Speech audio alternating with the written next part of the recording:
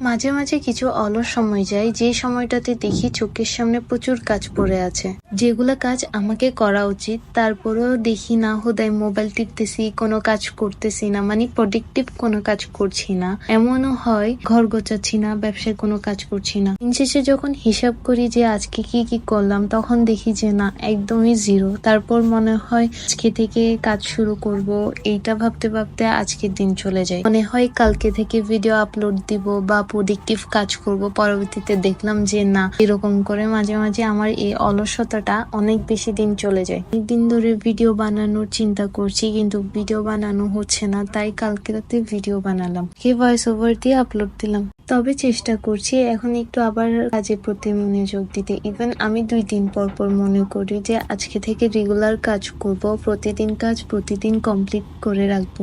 আবার দেখি যে না, অলসতা এরকম কাজ করে। এই জিনিসটা আমি কি না একটা ডিজাইন করছি যে নিজেও বুঝি না। আপনারা খেয়াল করলে দেখবেন এরকম প্যাটার্নের কাজ একই জায়গাতে একদম একসাথে কোনো গ্যাপ না রেখে কাজ করাটা।